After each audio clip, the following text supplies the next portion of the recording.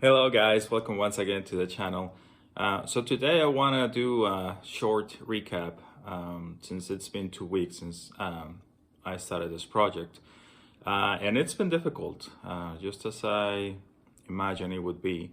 Um, I've been able to exercise about 3 days out of the week, which is short of the 5 days I want to ultimately do. My diet has been pretty decent, but I've been munching on some sweets, either at work or at home. Leftovers from the holidays and gifts. I don't like to throw food away. I actually ended up giving half of the uh, cookies and other desserts I had, and that's because they were still sealed on their container. And I kept everything that was open.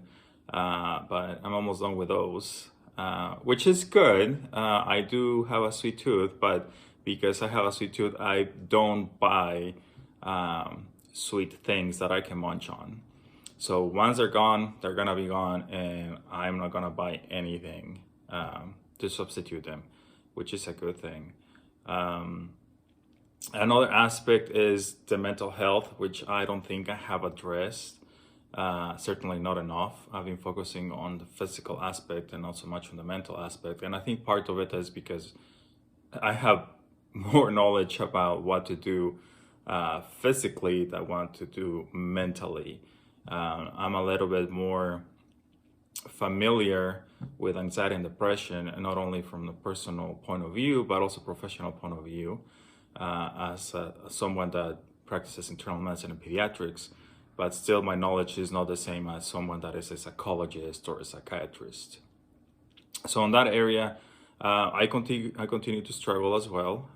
Things are getting better, um, but I think mental illness overall, it's kind of like an alcoholic, right? If you're a recovered alcoholic, uh, you will always be alcoholic. So once an alcoholic, always an alcoholic.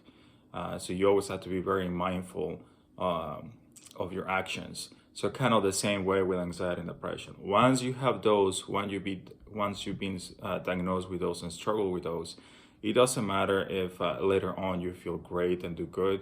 You always are gonna be an increased risk of relapsing again.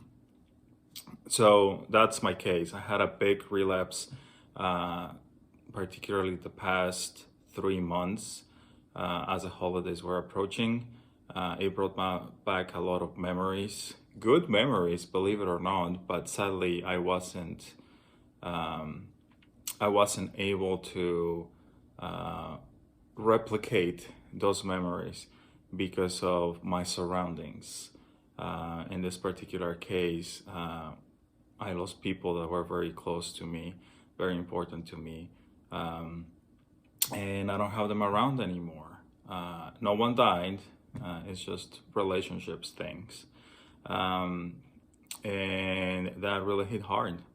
And I know that I'm very blessed. I'm a physician. I've been wanting to be a physician since I was 4 years old, according to my mom. I love what I do. I have a lovely family that support me a lot. I have great friends. Um, so it's just fascinating to see how even rationally and logically, you know that you're in a good position in your life, that you have everything that a lot of people will want to have, and yet you're still able to suffer anxiety and depression. Thankfully, for the population in general, anxiety and depression surface quite drastically during COVID. I was still a resident during the COVID craze, and I managed to see a lot of suicidal attempts.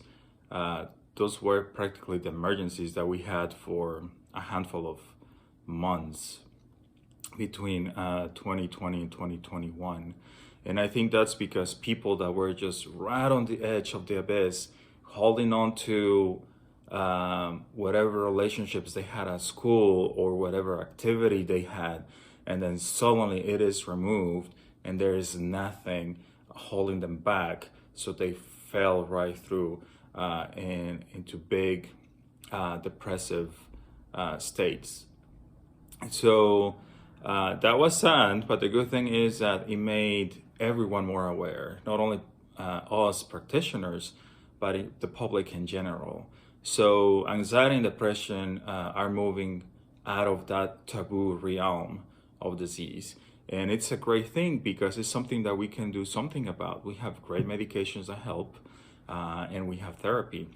And actually, I highly recommend that if you have moderate to severe depression or anxiety, you combine both. It's been shown, study after study, that if you do medications plus therapy, you get a synergistic effect. That means that instead of 2 + 2 = 4, more like 2 + 2 = 5 type of thing. So I highly recommend that. I'm hoping to talk more about anxiety and depression as we continue through this journey. I know it's a hard topic to talk about personally and professionally, but we'll get through it. And I think we need to tackle that problem or problems because whatever is going on up here influences a lot what's happening everywhere else. All right, guys. Well, that's it for today. Thank you for all your views. I'm very excited about seeing that people are actually watching my videos. Most likely just friends and relatives, but still much appreciated. If there's anything you want me to talk about, if you have any other ideas, don't forget to leave them down in the comments. All right. Well, I hope you have a great day. Bye.